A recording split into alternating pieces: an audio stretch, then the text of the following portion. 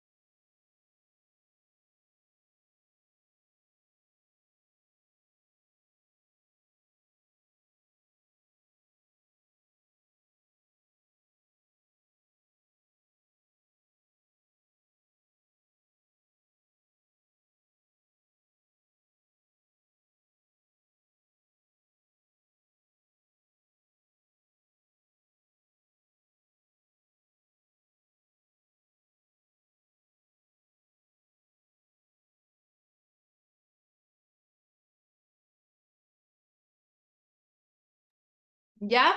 Si lo pudieron ver, es muy cortito, un video muy cortito que se llama El mundo al revés. Entonces, ¿qué nos muestra en este video del mundo al revés?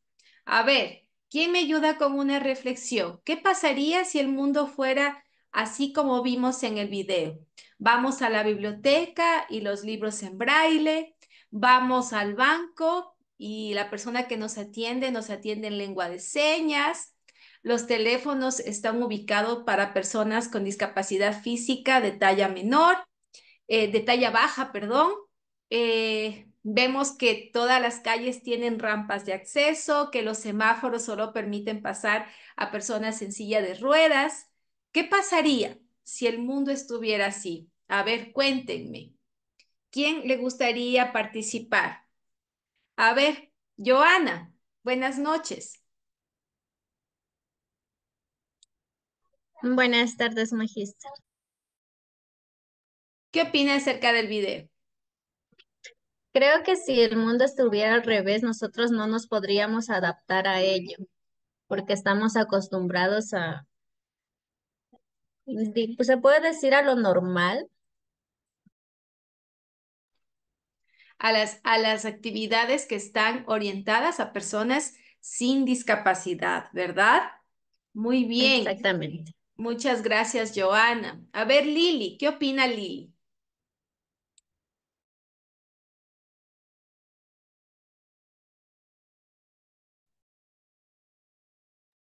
Buenas noches, compañero. Buenas noches, profe.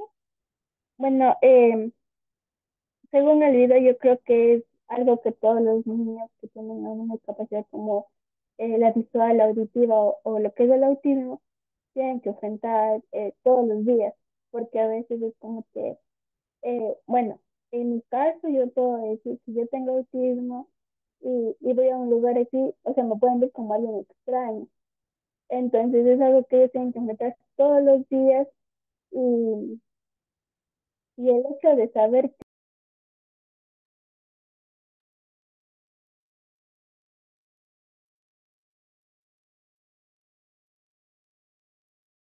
Se le apagó el audio, creo que Lili.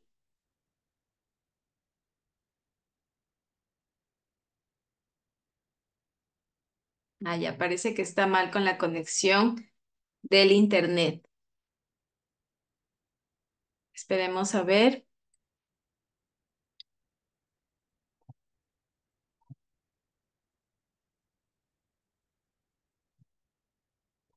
Se le fue el audio a Lili. Bueno, hasta que ella se puede conectar, ¿alguien más que desee participar con respecto al pequeño video que pudimos observar? A ver, Jimena. No puede quedarse sin participar, Jimena, a esta clase.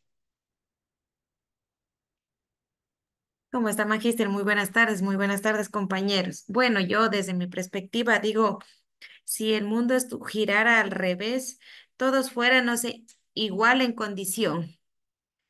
No nos escandalizaríamos de las diferentes discapacidades o de la condición física, mental o psicológica de los seres humanos que vivimos en este entorno. Yo, muy de cerca pude visualizar el video y veía de una persona con una discapacidad de habla y de oído, o sea, auditiva. eh, Digo, pese a su discapacidad, él se hace entender lo que él necesita y a la vez presta sus servicios a los demás que lo necesitan. Entonces, nosotros también, esto nos deja algo, un sabor, para poder nosotros expresar nuestras emociones a través primeramente de la vista, porque con la vista podemos observar lo mínimo. Y digo, el ser humano es tan excluyente que estamos viendo los mínimos movimientos de las personas para tener algo que decir. Entonces, esto nos enseña este video muy reflectivo a que debemos amar a las personas, sea cual sea la condición que posee. Eso, magíster. Muy bien, muchas gracias, Jimena. ¿No es cierto que si el mundo fuera al revés y que estuviera adaptado para las personas con discapacidad, a lo mejor se nos haría raro también a nosotros, los que no tenemos discapacidad, pero creo que sería un mundo más incluyente. Debería ser así, deberían existir las mismas posibilidades y oportunidades para todas las personas que puedan sentirse incluidas y también que tengan la misma equiparación de oportunidades frente a su participación en la sociedad. A lo mejor el acceso al banco, que si tiene algún tipo de discapacidad auditiva, pueda existir una persona con que sea intérprete de lengua de señas para poder entender lo que la persona necesita. O igual en el Ministerio de Salud, en el Ministerio de Educación tenemos niños que son sordos y que realmente a veces es inaccesible la comunicación.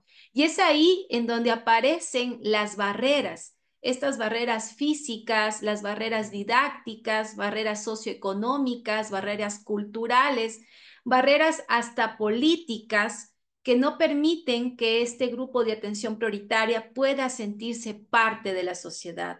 Son sujetos de derechos, igual que todos nosotros, pero sí la Constitución nos habla de un grupo de atención prioritaria, no vulnerable, porque cuando decimos vulnerabilidad es como también discriminatorio, ¿no? De que no pueden defenderse o no pueden participar. Es un grupo de atención prioritaria que es desde los diferentes sectores del país, del Estado, de la sociedad, de la familia, deben ser atendidos pues de una manera prioritaria, valga la redundancia. Entonces, vamos reflexionando un poquito. A mí me gusta que en todas las clases hemos venido viendo algunos videos que nos permiten detenernos un poco, sensibilizarnos frente a nuestro rol docente, pero también sobre nuestro rol humano, porque nosotros tenemos una profesión muy, muy significativa y trascendental en la sociedad. Trabajamos con vidas, con seres humanos, con niños que tienen grandes esperanzas y metas y que detrás de ellos también hay muchas familias que están apoyando, que están en el día a día y que quieren que sus hijos pues puedan llegar a ser profesionales. La discapacidad no es un limitante. A veces los límites o las barreras los ponemos nosotros como sociedad y mucho más cuando hablamos dentro del campo educativo. Es por eso que en esta noche vamos a ver la necesidad educativa especial que se encuentra en relación con el trastorno espectro autista. Voy a compartir pantalla.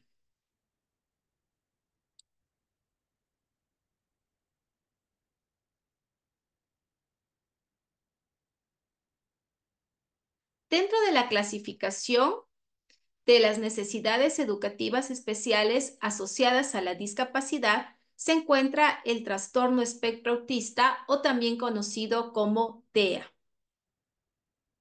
¿Cómo podemos entender a este trastorno? El TEA es un trastorno generalizado del desarrollo que causa dificultades en la interacción social y en la comunicación. Se asocia a una conducta estereotipada, que puede ser un modelo conductual repetitivo y que dificulta la comunicación, limita los intereses y las actividades con una aparición anterior a los 3 años.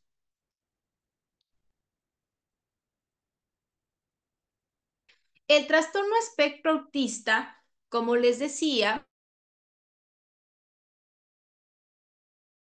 perdón, como les decía, el trastorno espectro autista es una desorganización neurológica de origen genético, eh, cuyo desarrollo pues, puede iniciar en los primeros años de vida. Complementando estas características, siempre vamos a entender el TEA desde una triada. Esta triada implica lo que es la interacción social, la imaginación social y la comunicación social. Aquí también está implícito el lenguaje impresivo y el lenguaje expresivo o el lenguaje verbal y no verbal. Algunas de las personas con TEA pueden estar asociadas con algunos patrones repetitivos de conducta o rigidez.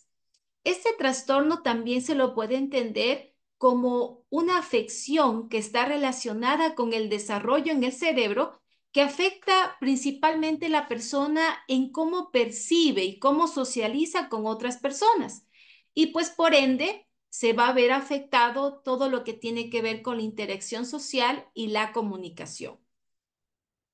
También debemos entender que la palabra espectro, cuando hablamos de espectro, estamos hablando a un amplio abanico de síntomas y también de niveles. Este trastorno comprende también afecciones que anteriormente se las consideraba como independientes, pero ahora ya no se lo considera así, ahora se lo conoce como trastorno espectro autista. Cuando digo que se las consideraba como independientes, estoy hablando de lo que es el síndrome de Asperger, el trastorno desintegrativo infantil y una forma no específica de un trastorno generalizado del desarrollo. Algunas personas todavía vamos a escuchar en los diagnósticos con el término de síndrome de Asperger, que realmente se lo considera cuando hay un periodo leve de un trastorno espectro autista. La etimología del TEA. El término autismo proviene de la raíz griega autos, que significa relativa al self, es decir, al yo, e is, que implica orientación o estado, cuyo significado es encerrado o orientación en uno mismo. Vamos a entender también un poquito de la etiología del TEA desde diferentes enfoques. Primero, hay que entender que hasta la década de los 60 se culpabilizaba mucho a los padres acerca de los factores que eran causantes de la existencia de problemas de autismo en sus hijos. Pero a partir de 1964, este mito terminó porque ya empezó a entenderse un poco más de dónde nace el TEA. Bueno, desde la etiología genética se puede entender que una de las causas o de los factores de riesgo puede ser la edad avanzada de los padres y pues que puede estar en asociación a este trastorno y que puede promover lo que es mutaciones espontáneas. También dentro de lo genético, el síndrome del cromosoma X frágil, a lo mejor si hubo una esclerosis tuberosa, si hubo neurofibromatosis, si hay un síndrome alcohólico fetal, entre otros, que pueden ser factores de riesgo. En lo que corresponde a la etiología metabólica, bueno, a lo mejor puede existir una deficiencia metabólica de la fenilalanina, alteraciones del ciclo de la urea, alteraciones en el metabolismo de las purinas, deficiencia de creatina, que puede ser enérgico y de funcionalismo neuronal, y también errores congénitos en la síntesis del colesterol, como causa también metabólica. Respectivamente, en lo que es la etiología neurobiológica, puede deberse a una causa de una inmunoglobulina deficiente. También estudios de neuroimágenes que suelen aplicarse las mamitas cuando están en esta etapa de gestación. A veces una resonancia magnética puede evidenciar también el volumen cerebral y puede provocar algunas alteraciones en la corteza cerebral y en el sistema límbico. Bueno, a veces muchas madres, muchas mujeres, perdón, no saben que están en estado de gestación y pueden someterse pues a estos rayos láser y que etiológicamente y desde las investigaciones del TEA puede ser también una causa o un factor de riesgo. También cuando hay un aumento de la serotonina, que es un neurotransmisor cerebral en los niños, cuando hay alteraciones en el cerebelo, específicamente en el número y el tamaño de las células de Purkinje. Lo que corresponde a la etiología psicológica, carece de componentes necesarios para interactuar emocionalmente con otras personas y que esto puede traer como consecuencia la ausencia para reconocer los pensamientos y sentimientos propios de los demás y una severa alteración en la capacidad de abstracción, de sentir y de pensar simbólicamente. También se puede explicar el autismo desde una postura psicoanalítica. Eso pues ya sabemos que es desde un enfoque psicoanalítico, que es el inconsciente, el estudio del inconsciente, partiendo de la idea de que hay un autismo inducido y que puede ser producido por las primeras relaciones de madre e hijo, y que también pues afirma que el niño autista al nacer es potencialmente normal y que por pautas defectuosas de crianza por parte de los padres se pueden desarrollar estos síntomas. Como les digo, esta etiología entendida desde diferentes enfoques y desde diferentes investigaciones. Un dato importante, hablando de la etiología, es de que algunas personas se suele escuchar que el autismo puede deberse también a las vacunas. Eh, Piensan que las vacunas que se ponen en la niñez pueden provocar un autismo. A pesar de toda la vasta investigación que se ha realizado en este aspecto, no hay realmente ningún estudio confiable que haya demostrado que exista este vínculo entre el TEA y las vacunas. De hecho, en un primer estudio que se comenzó años atrás, fue retirado realmente esta consigna y empezó a hacerse bastante cuestionable. Entonces, si es que por si acaso han escuchado por ahí que las vacunas pueden ser una causa, pues realmente no hay investigaciones que lo avalen y principalmente pues los niños necesitan incluso las vacunas para poder protegerse de algunas enfermedades. Algunos niños pues son diagnosticados a muy temprana edad y bueno, como cualquier discapacidad y como cualquier necesidad educativa especial, cuando es diagnosticado a tiempo, pues los resultados a largo plazo van a ser mejores. Se puede tener, pues, si lo hacemos muy tarde, se puede tener un diagnóstico limitado y pues también pueden existir algunas restricciones en las habilidades sociales, conductuales y de lenguaje. Eh, Algunos niños, también es necesario recalcar que algunos niños empiezan a presentar signos del trastorno del espectro autista en la primera infancia. ¿Cómo se lo puede identificar? Porque muchos de estos niños tienen poco contacto visual, hay una falta de respuesta cuando se los llama por parte de sus padres, hay indiferencia ante las personas que están responsables de su cuidado.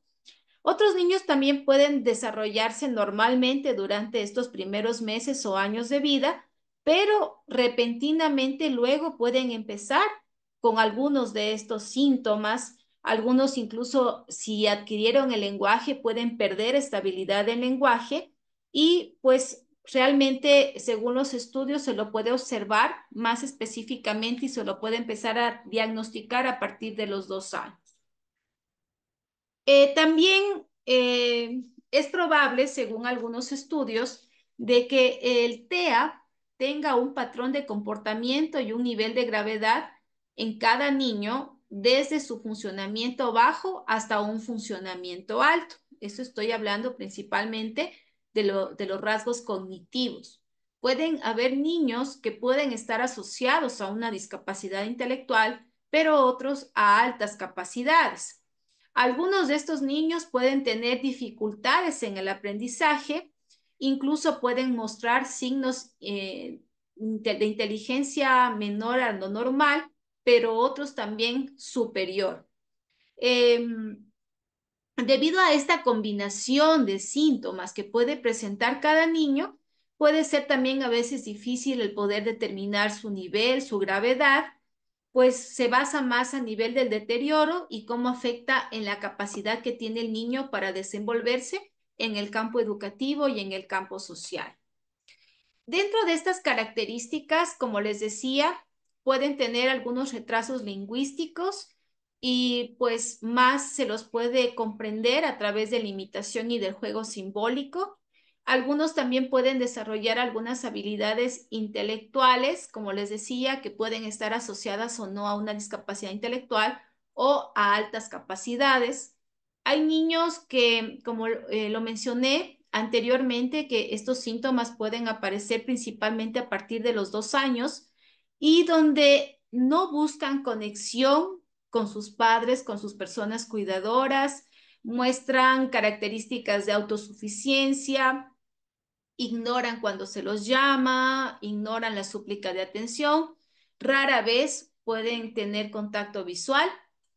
También en algunos casos puede existir lenguaje, pero en otros no. El juego es a menudo siempre repetitivo, pueden jugar solos durante horas, tienen problemas al trabajar con grupo, ya que a veces no suelen entender esto de las reglas sociales. Pueden tener comportamientos atípicos como hiperactividad, apego inusual a ciertos objetos, obsesiones, compulsiones, conductas autolesivas, estereotipias, que son movimientos estereotipados, y también una hipersensibilidad a los estímulos sensoriales, principalmente los auditivos. Ahora, para ver el autismo o el TEA desde un punto de vista conductual, como les decía, hay que entenderlo desde esta triada que se ve afectada en los niños con TEA, en la comunicación, en donde hay poco uso de gestos, hay ausencia o retraso del habla y del lenguaje y pueden tener un lenguaje repetitivo. Cuando hablo de comunicación y área social, también muchos de estos niños no tienen contacto visual, prefieren estar solo, hay muy poco interés por relacionarse con los demás, hay poco interés en el juego social y también hay una ausencia afectiva. Las características de estas dos principalmente áreas de esta triada de la comunicación y el área social también puede presentarse con signos de que muchas veces los niños con autismo parecen no estar escuchando. Se resisten mucho a los abrazos, a las caricias, les gusta jugar solos, no carecen de expresión facial, eh, no pueden mantener o iniciar una conversación o incluso a veces tardan para iniciar o para pedir algo que necesiten. Hablan con un tono o ritmo anormal y es posible que también puedan utilizar una voz casi como robot. Pueden repetir palabras o frases textuales, pero a veces no comprenden realmente cómo usarlas. No parecen entender algunas preguntas o indicaciones simples, no señalan ni traen los objetos para compartir intereses y pues son niños que también no pueden expresar muchos sentimientos o emociones. En el otra área, que es la conducta restrictiva o restringida, pueden tener conductas motoras repetitivas, posturas inusuales, uso inapropiado de objetos, son muy inflexibles en las rutinas y o rituales cuando estos se cambian. Hay también dificultad para poder aceptar cambios, pueden tener rabietas, pero también pueden tener muchas actividades que les interesan. En estos movimientos repetitivos o movimientos estereotipados pueden estar como balancearse, girar, aletear las manos. Bueno, también pueden tener algunas rutinas que son específicas y que frente al mínimo cambio pues pueden verse muy afectados. Entonces, es difícil manejarlo también a veces dentro de la familia y de la escuela cuando hay cambios muy repentinos a las rutinas que ellos ya se encuentran adaptados. También son muy sensibles a la luz, a los sonidos, al contacto físico. Por eso les decía que pueden tener también una hipersensibilidad sensorial. También pueden en ciertas ocasiones obsesionarse por un objeto o una actividad y pues que les provoca una concentración bastante llamativa cuando es algo que les gusta. Esas son algunas de las características que nosotros podríamos tener para entender que es un niño con un diagnóstico de TEA. Pero acá, pues sí, en nuestra ciudad, hablo de Loja, porque, bueno, desde la experiencia que he tenido trabajando en proyectos sociales, muchas veces existen una comorbilidad de los síntomas o los criterios diagnósticos de algunos trastornos que pueden darse y que pueden confundirse al momento de dar pues un diagnóstico. Entonces, muchos niños a veces son diagnosticados erróneamente por esta comorbilidad. Es por eso que es necesario pues de que este diagnóstico sea realizado por especialistas sobre el tema, por un equipo incluso médico especializado para que el diagnóstico pues sea el adecuado. ¿Cuál es el autismo y otras condiciones con las que a veces también puede ser confundido y para lo que se necesita un diagnóstico diferencial? A veces puede ser confundido con un disturbio del estado de ánimo y que puede ser a lo mejor un trastorno de ansiedad o un trastorno de depresión. A veces también lo pueden confundir con un déficit de atención con hiperactividad, con vulnerabilidad a condiciones psicóticas y también con una discapacidad intelectual o un trastorno obsesivo compulsivo, ¿sí? Entonces, a mayor severidad del autismo, pues es mayor la probabilidad de comorbilidad de los síntomas. Entonces, siempre es necesario pues tener un diagnóstico diferencial para poder saber de qué tipo de trastorno o qué tipo de discapacidad estamos hablando y por ende que puedan existir las estrategias, la atención, la estimulación y el tratamiento adecuado para ellas.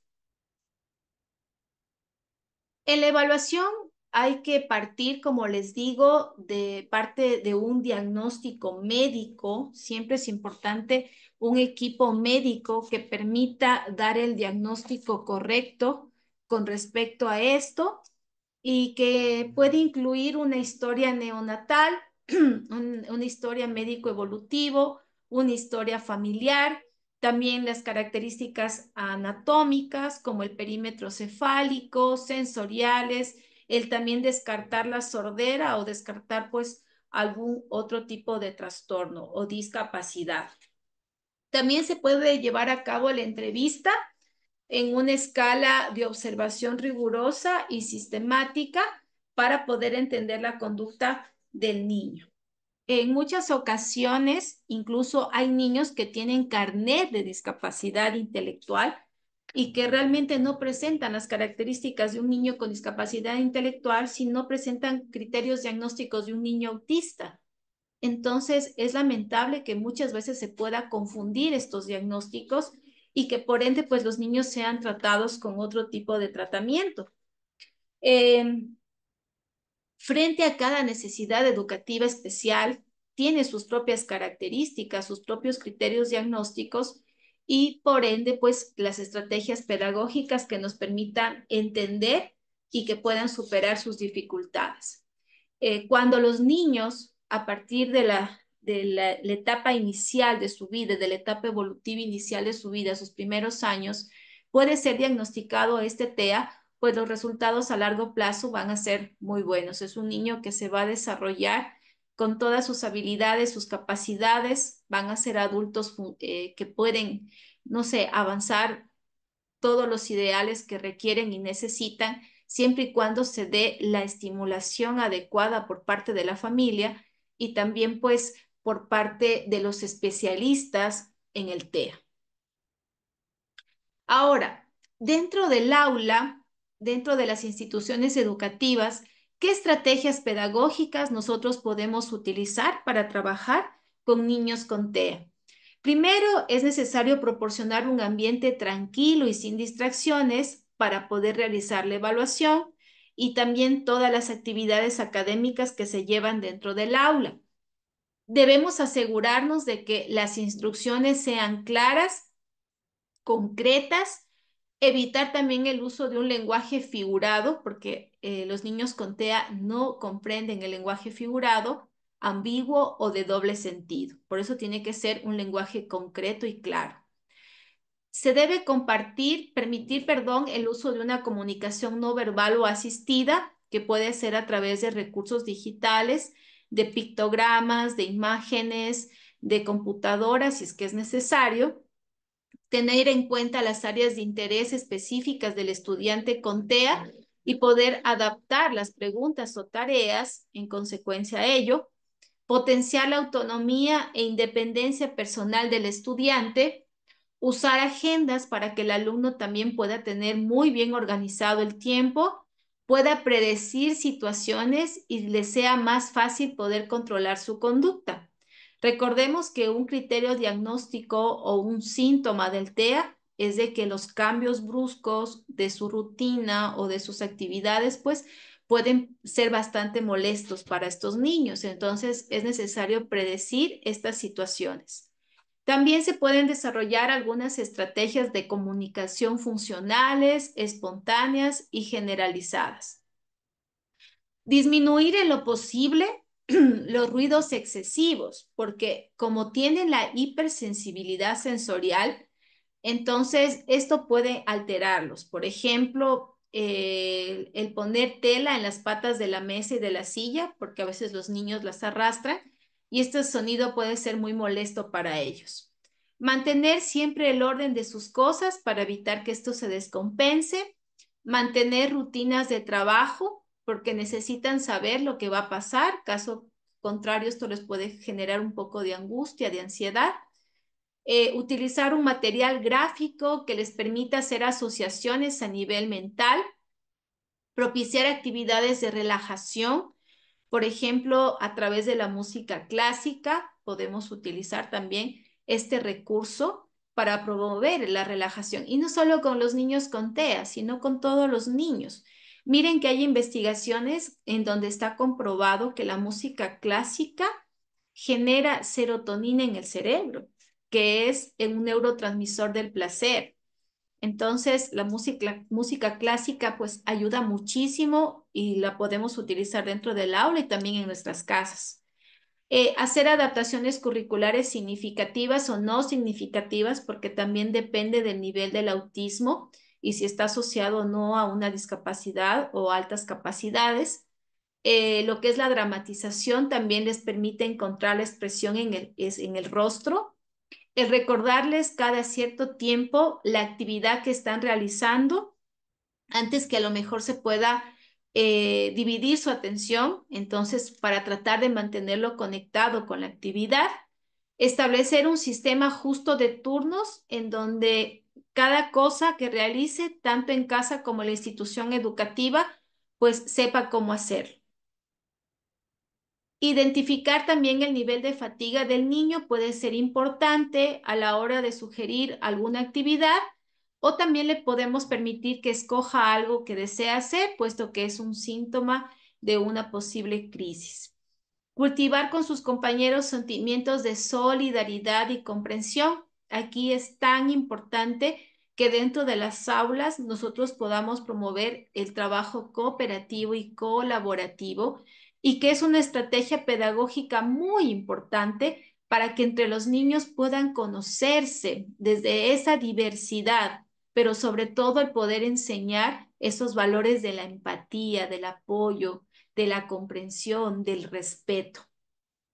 Se puede también delegar algunas responsabilidades que puedan cumplir adecuadamente, implementar también en el aula materiales que les permitan trabajar sin necesidad de socializar. A algunos niños no les gusta socializar, entonces puede a lo mejor trabajar con algunos materiales de manera autónoma.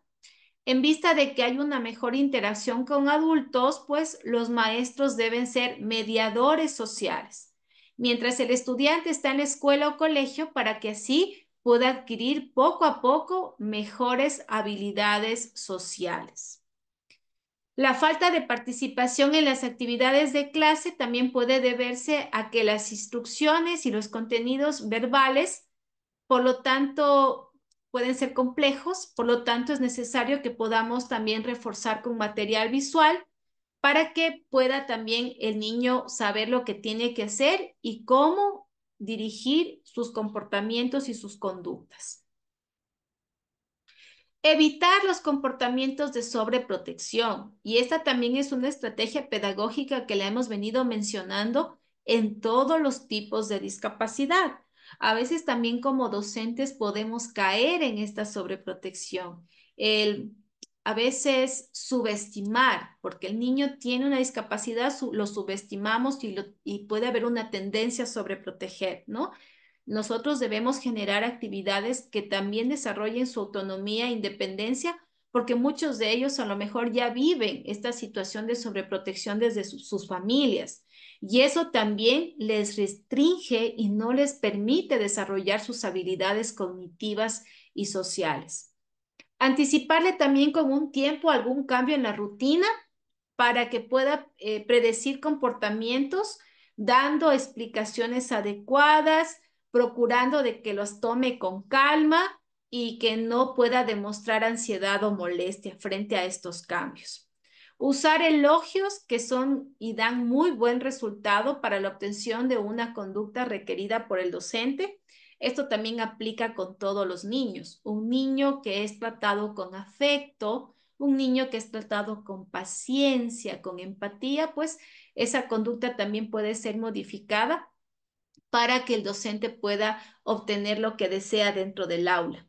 Utilizar también formas de manejo en todos o en la mayoría de los contextos en los que se desenvuelve, fomentar una comunicación con sus compañeros, cuidar que la velocidad del habla sea moderada al momento de dirigirse a él, no suponer acciones o ideas, debe ser concreto y veraz, expresar una sola idea, acción o sugerencia directa a la vez. Las órdenes también deben ser precisas, claras, evitando órdenes secuenciales, y no permitirle cambiar los juegos o situaciones, indicando qué reglas son y qué reglas todos deben seguir, ¿sí? Creo que todas estas estrategias están orientadas principalmente para esa triada que presentan los niños con TEA, esas áreas que debemos trabajar en la comunicación, en el comportamiento y en la interacción social. Cuando vayamos a evaluar algunas estrategias que podemos utilizar, es poder apoyarlo durante la evaluación para que se le pueda brindar las ayudas requeridas. Podemos asegurarnos de que en base a cómo hemos mediado con el estudiante para aplicar las evaluaciones, asegurarnos que las instrucciones estén claras, estén comprendidas por parte del estudiante, Y también se pueden adaptar las evaluaciones de acuerdo a sus necesidades y características. Cuando hablamos de necesidades y características, vuelvo y repito, dependiendo del diagnóstico que tiene el niño con TEA y que puede estar asociado a otros tipos de discapacidad. Ahora, estimados maestrantes, frente a todo lo que hemos visto en estas dos unidades de la asignatura de necesidades educativas especiales, podemos entender o llegar a comprender de que frente a estas necesidades, la única respuesta es la escuela inclusiva. El que nosotros desde nuestro rol docente, ya sea docencia, desde la docencia, la parte administrativa, la autoridad, es decir, todos quienes forman parte de estos actores educativos, tienen esa responsabilidad, tenemos esa responsabilidad de poder ejecutar dentro de nuestros espacios esta educación inclusiva. Es la única respuesta frente a las necesidades educativas especiales.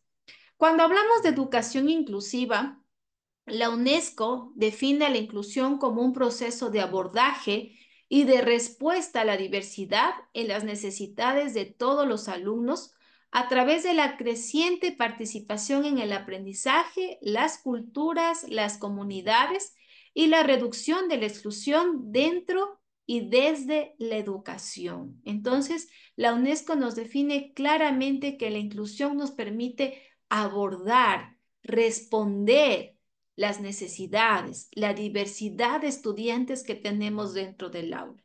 Estos niños que pueden tener una dislexia, un niño con altas capacidades, un niño con TDAH, un niño con discalculia, un niño con TEA, un niño con discapacidad física, con discapacidad visual, con discapacidad auditiva. Toda esa diversidad de estudiantes lo podemos entonces atender y abordar desde este enfoque inclusivo. La educación inclusiva va a plantear un acceso a niños, niñas y adolescentes con discapacidad a una educación formal de calidad. ¿Se acuerdan que en algunas clases anteriores decíamos de ese gran paraguas de la normativa legal, del ámbito legal de nuestro país que ampara la inclusión educativa? Entonces, ahí claramente la LOEI nos habla de una educación formal, de una educación de calidad y calidez para todos y todas, en igualdad de oportunidades. Cuando hablamos de educación de calidad y calidez, no estamos hablando únicamente de las escuelas privadas, también de las escuelas públicas, incluso principalmente lo público, porque el Estado es el responsable de brindar esta educación de calidad. También apoyar al trabajo en equipo para lograr la inclusión, es decir, toda la comunidad educativa debe estar al tanto del proyecto, incluso el proyecto educativo institucional, de cómo van a contribuir, de cuáles son las fortalezas, cuáles son las debilidades que tiene la institución, para que desde cada uno de esos actores educativos puedan contribuir y trabajar en equipo por el bien común. También el poder generar una concepción natural acerca de las personas con discapacidad. Ya veíamos cuando hablábamos de lenguaje positivo, cuando hablábamos de buen trato, de que no es de lástima, no es de victimizar, no es de el pobrecito, no, es una persona como usted, como yo, que tiene los mismos derechos, que tiene igual muchos deberes, pero que también son un grupo de atención prioritaria. Entonces, siempre desde la dignidad, siempre ser vistos desde la inclusión. Desarrollar una comunidad basada en valores inclusivos como la solidaridad, el respeto y la tolerancia. Las escuelas deberían estar bastante preocupadas de que esta formación académica en los niños no esté solo basada en las matemáticas, en las ciencias naturales, en los sociales, sino también en los valores. El poder apoyar a bueno, los padres son los que tienen las principales funciones de formar en valores, pero también los tiene la escuela. Los principios de la educación inclusiva que siempre debemos recordarlos nosotros como docentes es de igualdad. Cuando hablamos de igualdad es de que todos los niños estén en las mismas oportunidades para aprender. Cuando hablamos de comprensividad es el poder atender a la diversidad, atender a todos los niños, entendiendo sus ritmos de aprendizaje y también sus características. Y cuando hablamos de globalización, es decir, preparar a los estudiantes para que puedan enfrentarse a los problemas de la vida, sin sobreprotección ni tampoco sin victimizar, sino tratándolos como personas importantes, participativas y de que puedan desarrollar todas estas habilidades para defenderse en la vida. ¿Qué elementos se encuentran dentro de la educación inclusiva? La inclusión, entenderlo como un proceso. Cuando hablo de un proceso, no significa que se da de la noche a la mañana. Es un proceso que puede tardar algún tiempo, incluso algunos años, para que pueda estar toda la comunidad educativa comprometida en el trabajo en equipo, en fomentar la inclusión educativa. Incluso hay muchas instituciones educativas que necesitan de presupuesto para que esa institución sea accesible en su arquitectura, en su infraestructura, de manera física, en su señalética, en el material pedagógico, en la formación de los docentes. Entonces, es un proceso. La inclusión también busca maximizar la presencia, la participación y el aprendizaje de todos los estudiantes. Yo en alguna clase les decía, el estudiante es el que tiene que ser el protagonista de su clase. Él es el protagonista, no el docente. Olvidémonos ya de la metodología tradicional en donde el estudiante tenía que estar callado, tenía que estar pasivo y solo era lo que decía el docente. No, ahora hablamos de una actividad coparticipativa, de una aula en donde todos participan, donde todos son escuchados y donde el aprendizaje pues está orientado al niño, adaptado al niño de acuerdo a sus características y sus necesidades. La inclusión también precisa la identificación y la eliminación de las barreras. Cuando hablamos de barreras, tenemos una cantidad de barreras que pueden estar al frente de los niños todo el tiempo. Las barreras didácticas, las barreras de la infraestructura, las barreras culturales, las barreras normativas, las barreras socioeconómicas que pueden estar y las actitudinales sobre todo. Incluso recuerdan que cuando hablábamos del concepto, la definición de la discapacidad desde la Convención de Derechos, ahí decía que las principales limitantes o obstáculos de la discapacidad son las barreras actitudinales. Entonces, si nosotros queremos precisar de esta inclusión dentro del espacio donde nosotros trabajamos, pues debemos primero identificar las barreras y tratar de erradicarlas. La inclusión también pone particular énfasis en aquellos grupos de atención prioritaria que pueden estar en riesgo de una marginalización, exclusión o fracaso escolar. Siempre muchos de los niños que tienen discapacidad o una necesidad educativa especial pueden estar siendo víctimas de discriminación, pueden estar siendo víctimas incluso de acoso escolar, que ya lo vimos que también es un factor de riesgo y que puede estar asociado a una necesidad educativa especial. Entonces hay que tener cuidado y también promover actividades, talleres, fomentar no sé, acciones dentro de las instituciones para que no se pueda dar este tipo de problemáticas. ¿Cuáles deben ser las características de una escuela inclusiva? Una escuela inclusiva es la que asegura las oportunidades educativas de todos sus estudiantes, independientemente de sus diferencias individuales, independientemente desde su diversidad. Entonces, ¿cómo es una escuela inclusiva? Una escuela inclusiva es la que valora la diversidad. Hay presencia, participación, hay aprendizaje, hay un sentido de pertenencia entre todos quienes forman parte de la comunidad educativa. Hay liderazgo inclusivo. Este liderazgo puede estar pues encabezado desde las autoridades de la institución el personal del DESE, los docentes. También siempre es importante el poder trabajar de manera conjunta con las familias, el poder colaborar y cooperar entre todos, el brindar programas de apoyo, el que exista una oferta educativa diversificada, que exista un currículo inclusivo y flexible y pues también muy trascendental la formación docente continua. Los docentes y los profesionales deben estar formándose permanentemente como parte de su ética profesional para poder dar respuestas a esta diversidad. Y frente a ellos, lo que les digo, lo trascendental de la escuela inclusiva, el rol del docente. El docente inclusivo, pues, es un agente de cambio que se compromete con la justicia y con la equidad, conoce las necesidades de sus estudiantes, se forma continuamente, trabaja de manera colaborativa y busca eliminar barreras para brindar una educación inclusiva y de calidad. Entonces, ahí hagámonos esa gran pregunta. Para quienes están trabajando dentro del área educativa, ¿serán unos docentes inclusivos? ¿Son unos docentes inclusivos? ¿Cumplen con estas características de ser un docente inclusivo?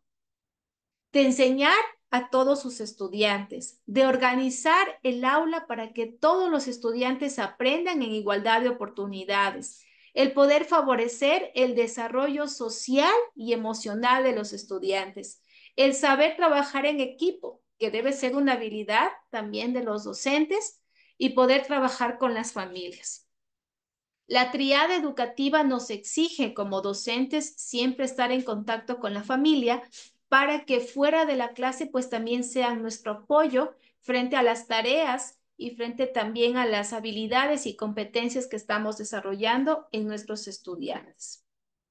Para concluir, la educación inclusiva es muy importante para que podamos lograr que todos los estudiantes con necesidades educativas especiales asociadas o no a la discapacidad puedan tener las mismas oportunidades en su proceso de enseñanza-aprendizaje.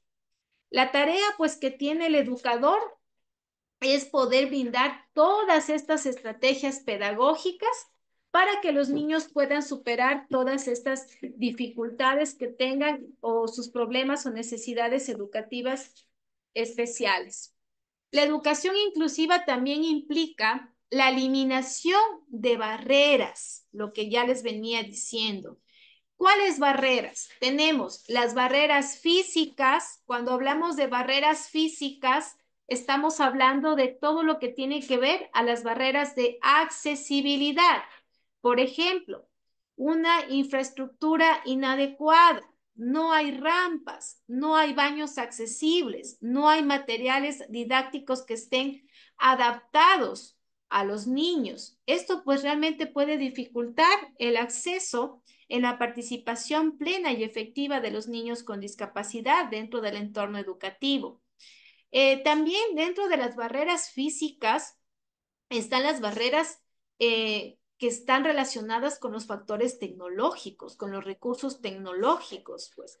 El que no existan estos recursos tecnológicos adaptados como softwares educativos especializados o incluso el poder tener dispositivos o sistemas alternativos de comunicación pueden limitar también estas posibilidades de aprendizaje y de comunicación en los niños con necesidades educativas. Cuando hablamos de barreras didácticas, estamos también, algunos autores también las conocen como barreras curriculares o pedagógicas, y esto es cuando realmente los currículos educativos se hacen tradicionales, es decir, no son flexibles. Están solo diseñados para un modelo educativo homogéneo y pues realmente no se van a adaptar a las necesidades y a los ritmos de aprendizaje de los estudiantes con diversidad. Y esto limita el alcanzar los objetivos educativos propuestos dentro de la planificación académica. También hablamos de barreras didácticas cuando las metodologías que utiliza el docente están solo encaminadas a transmitir conocimientos, a una evaluación estandarizada. Y realmente esto no permite una participación activa un aprendizaje significativo de nuestros estudiantes, especialmente aquellos que tienen una necesidad educativa especial. Y cuando hablamos de barreras actitudinales, estamos hablando de estos prejuicios, de los estereotipos que están asociados a la discapacidad o incluso que pueden generar un poco de discriminación, de exclusión hacia diferentes grupos de estudiantes y que esto también puede limitar su plena participación dentro de su proceso educativo y su proceso social. Por eso, a veces podemos identificar que hay mucha falta de sensibilización en los docentes. Muchos docentes no conocen acerca del tema, no están preparados, no están formados, no están sensibilizados en los temas de inclusión educativa y pues realmente esto se convierte en un problema porque genera dificultades para poder atender a este grupo de niños con necesidades educativas, impidiendo también que se puedan implementar algunas estrategias pedagógicas que son adecuadas y que permiten también tener un ambiente educativo inclusivo. Además, también se debe promover esta valoración a la diversidad para que se dé el respeto a las diferencias individuales y fomentar así una sociedad más justa e inclusiva. Quiero terminar con una frase muy bonita con la que me identifico, que nos dice que la diversidad es un hecho, pero la inclusión es una elección que hacemos todos los días. Como líderes tenemos que transmitir el mensaje de que aceptamos y no solo toleramos a la diversidad. Vuelvo y repito, todos, queridos maestrantes, desde los espacios donde ustedes trabajen, ya sea un espacio educativo, sea un espacio social, sea un espacio administrativo, estamos en la obligación de generar esta aceptación de la diversidad y desde nuestra profesión, desde nuestro campo laboral, desde nuestras propias familias, el promover una inclusión social justa para todas las personas que tengan necesidades educativas asociadas o no a la discapacidad.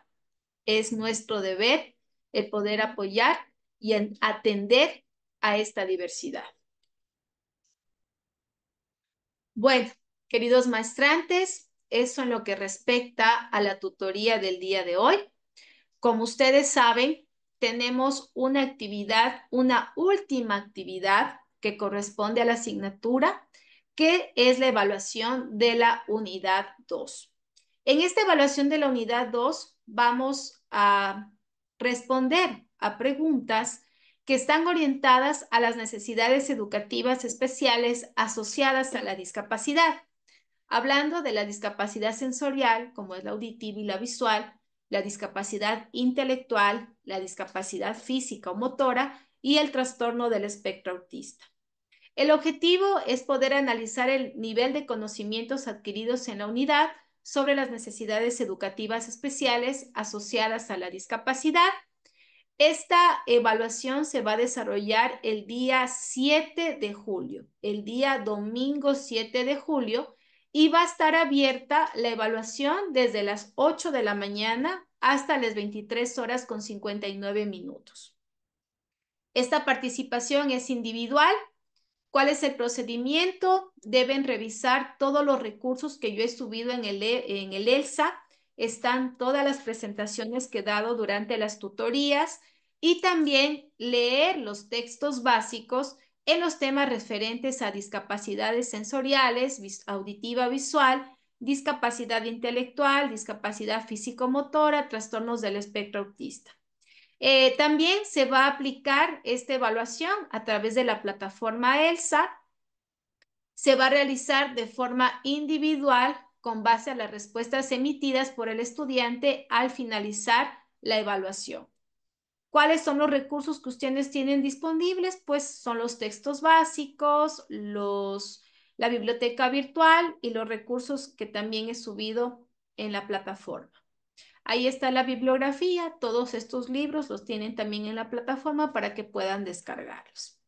En esta ocasión, igual que en la unidad 1, el día de mañana voy a subir un quizzes para que ustedes puedan hacer un repaso de las preguntas que corresponden a esta segunda unidad.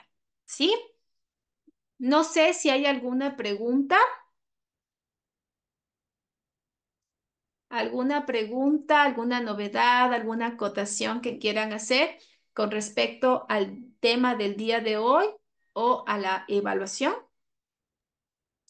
Eh, yo, profe, buenas noches. Yo tengo una consulta. Por Claro. ejemplo, yo soy profesora de educación inicial y he trabajado con 3 niños que son entre los 3 niveles de autismo.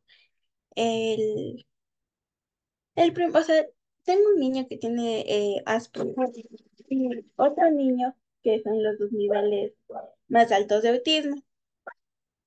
Pero, por ejemplo, yo tuve el caso de la mamá, que la mamá dice, a él no le pueden decir no porque no entiende lo que es no. Entonces, uno, o sea, yo me pongo a pensar como profesora, digo, o sea, ¿cómo uno se le puede decir porque es un poquito agresivo también? ¿Cómo se le puede decir no, no pegues o no hagas esto? Porque a veces él mismo se golpea con la mano o no te golpees.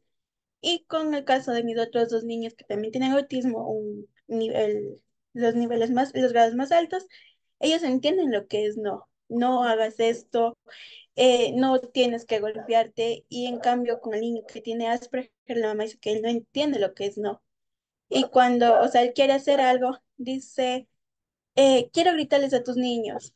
No tienes que gritarles a tus niños porque no tienes que levantar a los niños porque nos tenemos a la cuna en nuestra escuelita. Y es, no tienes que gritarles porque se van a despertar. No, es que yo quiero que se despierten tus niños. O sea, él entiende lo que es no.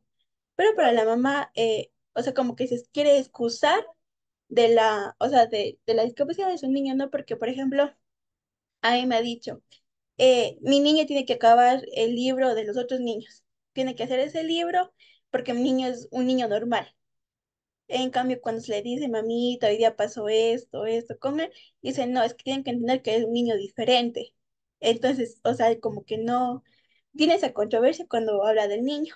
Entonces, es como que se excusa a veces de algunas acciones que tiene el niño. Entonces, ahí en ese caso, por ejemplo, yo la verdad, yo no sé cómo tratar con la mamita y con el niño a veces en ese tema.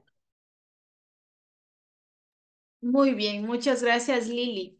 A ver, yo considero que de acuerdo a lo que tú describes el caso, estamos hablando más de un tema comportamental y que puede estar asociado a un tema de un estilo de crianza familiar. Creo y considero que la familia es la que debería recibir una orientación familiar para primero entender lo que es el autismo de su hijo y en base a eso el que pueda tener algunas prácticas o pautas para educar correctamente a su niño con autismo. A ver, cuando hay el nacimiento de un niño con discapacidad, la familia pasa por 5 fases. La primera fase es una fase de shock emocional, en donde la familia no estuvo preparada, principalmente cuando es un niño con discapacidad congénita, no estuvo preparada para entender que iba a tener un niño con discapacidad. Incluso algunos autores y algunos psicólogos dicen que se convierte en un shock emocional, porque cuando la mamita está esperando a su hijo con su esposo, con su pareja, empiezan a fantasear mucho acerca del niño. Y cuando el niño nace con discapacidad, es como que ese niño fantasiado desaparece, muere. Y por eso se les conoce como etapas de duelo que tiene que atravesar la familia frente al nacimiento de un niño con discapacidad. Entonces, en esta etapa de shock empiezan a aparecer los porqués. ¿Y por qué a nosotros? ¿Y qué pasó? ¿Fue tu culpa? ¿Fue mi culpa? Luego viene una etapa de negación. Y yo creo que Lili, a lo mejor esa familia está en esa etapa de negación. Es una etapa en donde quieren comprender la discapacidad, pero a la vez como que la rechazan, como que la niegan, como que a lo mejor tienen una idea de cómo hacerlo, pero a la vez no la aceptan. Entonces están en esta etapa de negación. Luego viene una etapa de culpa, de tristeza, porque empiezan a buscar de profesional en profesional para entender la discapacidad de su hijo. Y cuando ya entienden que hay una discapacidad, entonces también viene una tristeza, que incluso muchas familias pueden caer en una depresión si no es manejada correctamente. Luego viene la cuarta etapa, que es una etapa de aceptación, en donde la familia acepta que su niño tiene una discapacidad y frente a esa aceptación también pueden coayudar al tratamiento que pueden estar dando los especialistas en el campo educativo, en el campo social, en el campo psicológico. Y finalmente, la etapa de la reorganización, en donde todos los miembros de la familia, una vez que aceptaron la discapacidad, tienen que tener funciones para apoyarse, para, no sé, dar los estímulos adecuados frente a la discapacidad del niño. Entonces, yo creo por las características que tú me dices, es de que esa familia aún no acepta en su totalidad de que su niño tiene TEA y están utilizando algunas estrategias y algunas prácticas que realmente no son las adecuadas para poder controlar ese comportamiento agresivo del niño. No olvidemos que el TEA también dentro de esa triada o de esas áreas afectadas está el área conductual, el área comportamental y que tiene que ser estimulada correctamente. Es imposible que a un niño le digamos no, porque el no limita, el no pone reglas, el no también es autoridad y el niño tiene que saber que ese no es un límite del cual no debe sobrepasar. Puede ser que también ahí hay un estilo de crianza permisivo y que ese estilo de crianza permisivo está generando también una sobreprotección en el niño y es por eso que no hay reglas, no hay normas, no hay límites dentro del hogar y la mamá también propende de que estas reglas tampoco se den fuera de él. Ahí, Lili, mi consejo es de que se pueda hablar con la familia, se pueda hacer incluso una anamnesis familiar para ver en qué etapas se encuentran en estas etapas de duelo y el que puedan recibir una orientación familiar adecuada para que el estilo de crianza que están utilizando en ese niño pues pueda ser cambiado, sea un estilo de crianza un poco más democrático, con amor, con afecto, pero también con reglas y límites. Creo que por ahí hay más un problema de conducta. Pero también hay algo que Lili me hizo recordar y bueno, esto es algo que abro paréntesis porque ya es de otro tema. La programación neurolingüística nos explica de que el inconsciente no capta la palabra no, ¿sí? El inconsciente no la capta esta palabra. Por ejemplo, si yo les digo en este momento, no piensen en una vaca, no piensen en una vaca, no piensen en una vaca. Por favor, no piensen en una vaca. Entonces, el inconsciente no capta la palabra no y lo primero que viene a nuestro pensamiento es la vaca. Entonces, ¿qué dicen en la programación neurolingüística? De que principalmente con los niños y con las personas, lo que sí capta el consciente es a través de los gestos. Entonces, a lo mejor Lili también prueba con eso. Puedes utilizar un lenguaje expresivo con gestos en donde le puedes decir al niño, por ejemplo, se llama Juan, Juanito, eso está mal. Puedes cambiar las palabras o sea, que no sea un no, pero sí puedes sustituirlas por palabras en donde él puede entender que no es correcto.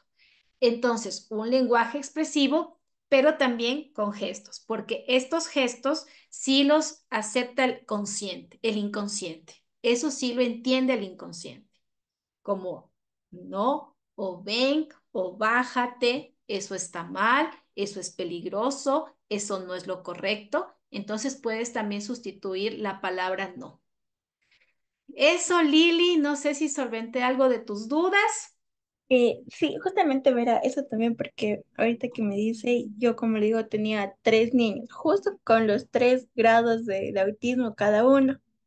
Entonces, yo trabajaba con, bueno, el niño que tiene Asperger él hace las actividades por sí solo. El otro, el niño, que creo que el segundo grado del autismo es el invasivo de desarrollo, que a veces quiere incorporar palabras de lenguaje. pero no sabe cómo asociarlas.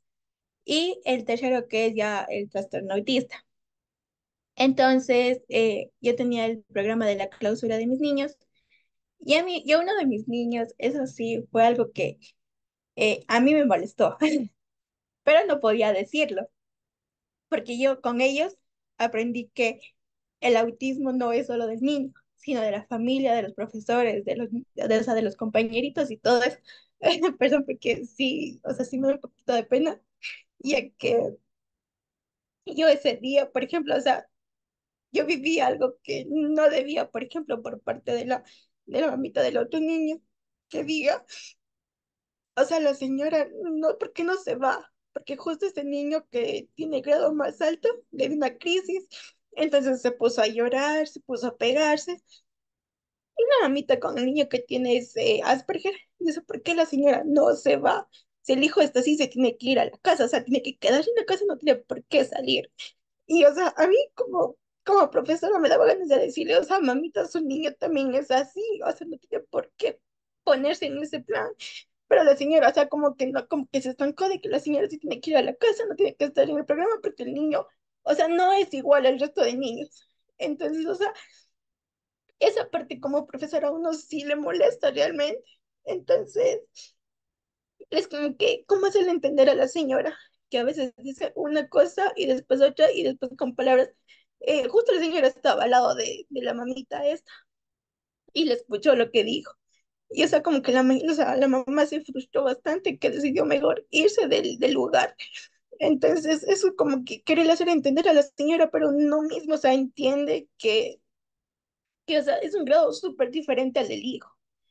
Pero, o sea, no, ella se estanca de que el hijo es así, de que el hijo tiene que ser, por ejemplo, ahorita. Yo le pregunté, mamita, el pequeño que ahorita se va, porque el niño con una adaptación puede estar una educación regular, ¿no?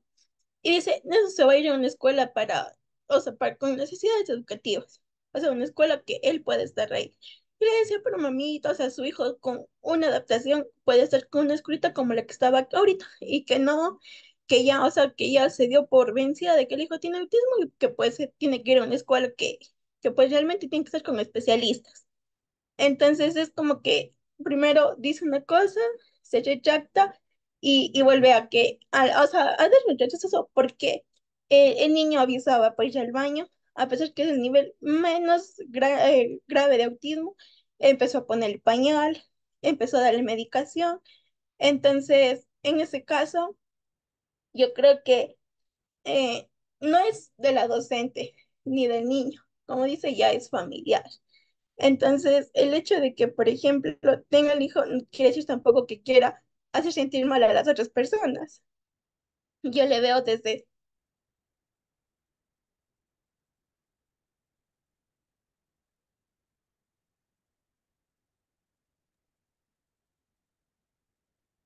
Sí, creo que Lili se le fue el audio.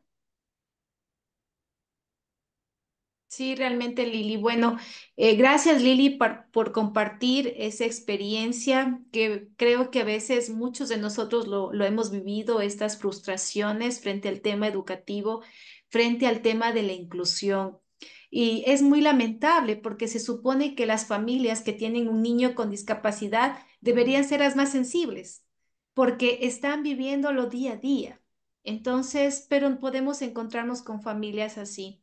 Yo creo, Lili, de que la señora está todavía en una etapa de negación y esa etapa de negación no le permite también el poder lograr esta sensibilidad, esta empatía con el resto de niños. No lo hace con su niño, pues se le va a hacer mucho más difícil con otros.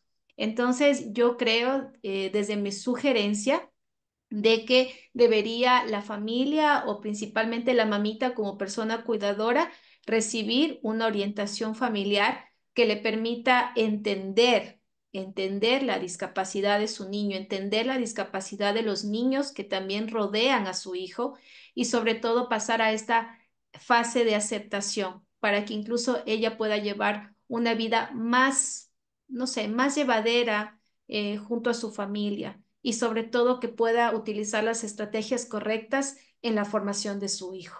Ujú. Eso, Lili, muchas gracias. Gracias por compartir esa experiencia y espero que todo esto pueda mejorar.